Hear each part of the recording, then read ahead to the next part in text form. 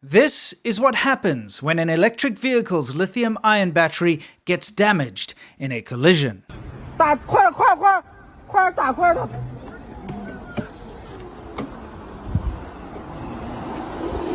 把车往前推，把车往前推，快点！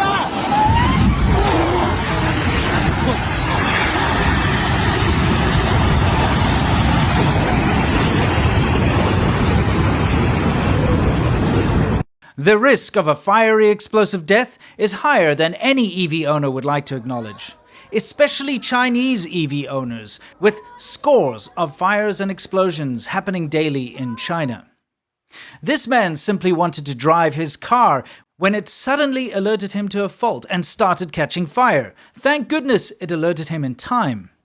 But it's not just the threat of a fiery self-immolation that fancy new Chinese EVs pose. No. There are increasingly more threats and hazards posed by even the poshest and most expensive brands and models.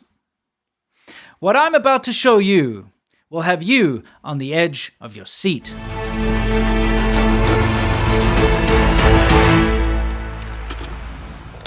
One of the things you can expect with new fancy EVs are lots of high-tech features.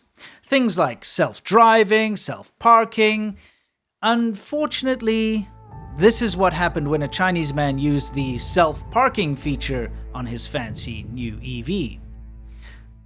See, the car got confused, and instead of parking, it drove directly into moving traffic. This could have been a massive disaster.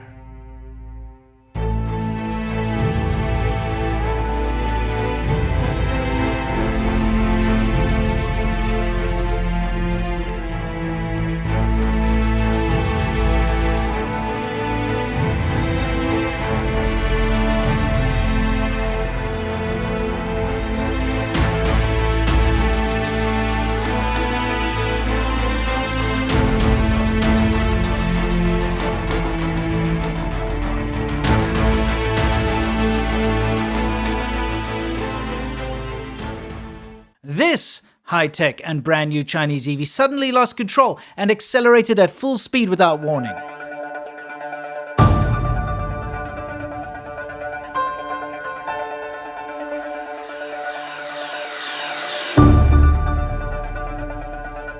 Smashing into other cars, motorized tricycles, trash cans, and more. But that's not the worst part.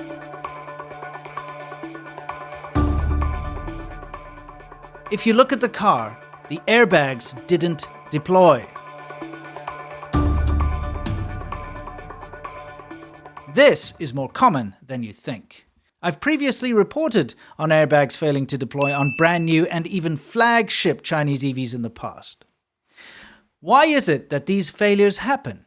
Surely ancient technology like airbags that have been tried and tested in cars since the 70s shouldn't be difficult for Chinese manufacturers to copy and implement? In the event of a frontal collision, this is what would happen. 100 times faster than we see here, in the blink of an eye. If you think about it, you've spent more time with your wallet than just about anyone or anything. I mean, wallets are an everyday thing. They go on romantic dates with you, they go on holidays to the beach, overseas. I mean, if your wallet could talk, you'd probably want to put a gag order on it. Here's my wallet. It's got a little wear, or as I prefer to say, character, but it works like the day I got it. It's high-tech with a built-in RFID blocker, the cards fan out with the push of a button. I absolutely love it. So how can it get better? Well, Exter, being the innovative company that it is, keeps surprising me. You know, sometimes you need coins, and that's the Achilles heel of one of these Exter wallets. So they've now invented a coin holder, which for some reason feels very cool and tactical. This is all part of the new card holder add-on ecosystem, which also includes things like a new expansion plate with a built-in money clip. This new card holder has better ergonomics, and they've even improved their already perfected pop-up mechanism, making it all metal. Head on over to partner.exter.com/SerpentZA to get the most badass wallet in the world. Don't forget to use the code SerpentZA for an exclusive bigger discount. Seriously, your wallet is your wingman. Get one that'll last a lifetime. Go to partner.exter.com/SerpentZA.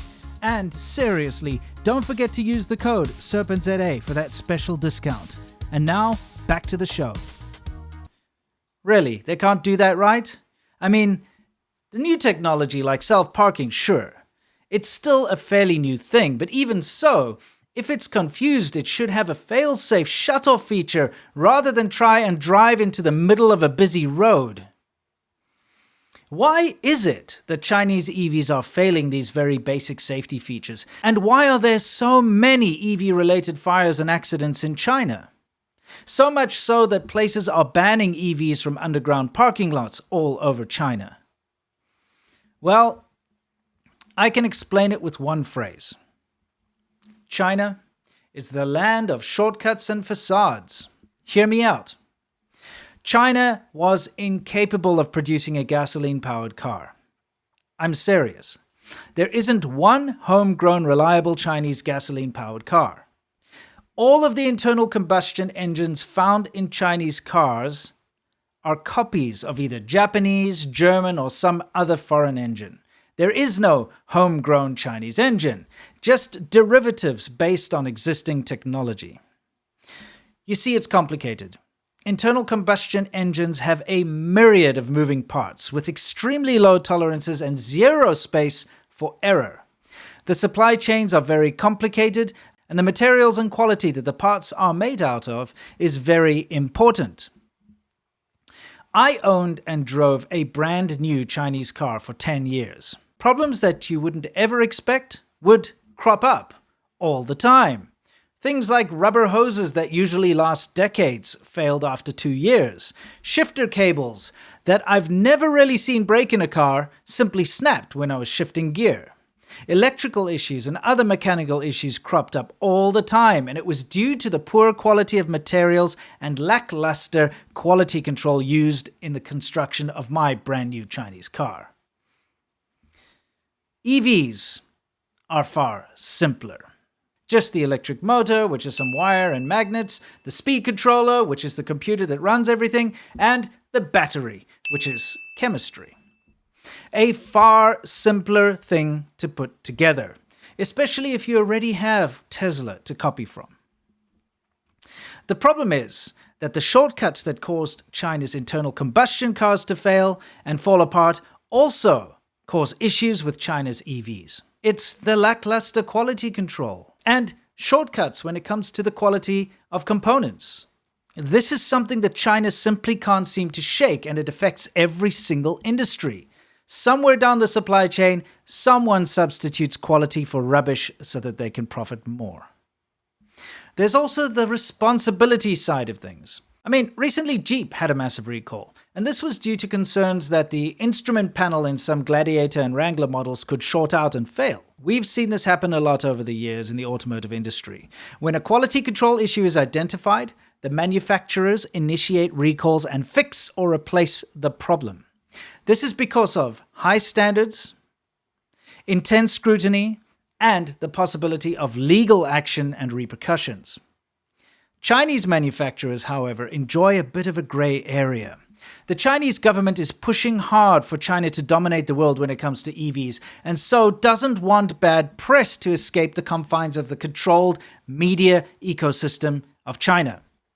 If there were massive recalls due to deadly issues, it would perhaps throw off international investors or slow down and even put the brakes on overseas countries allowing Chinese EVs to be sold on their shores. While in theory the regulations do exist, we simply don't see many serious recalls on the mainland. I'll give you an example. A recall notice for Chinese EVs sold in Australia was issued in December of 2023. Less than a year ago, and this was because there was a problem that could kill the owner. Turns out that if you unplug the charging cable without manually first stopping the charging process, you could die. This is a very simple and basic safety feature that all EVs have baked in. Most EVs won't allow you to unplug the charger whilst charging, and those that do will immediately cut off the charge. How could such a simple yet deadly mistake make it all the way to Australian shores? Why was this problem not identified in China? Why was a recall only initiated once it was being sold in a foreign market? Simple.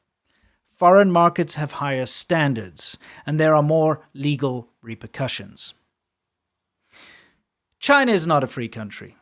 And if you almost die due to your car bursting into flames or giving you a shock or the airbags not deploying, it'll be quietly settled. If you try to make a big thing out of it, you'll be taken care of. Remember, Chinese EV companies enjoy government protection and support. The CCP wants the EV sector to succeed and dominate the world, and won't put up with someone making too much noise, potentially scaring off investors and foreign markets. There are many lies and loopholes surrounding the Chinese EV industry, but we'll save those for another day. I hope you've learned something. And until next time, unlike the Chinese EVs that fail at even the most basic of safety features, stay awesome.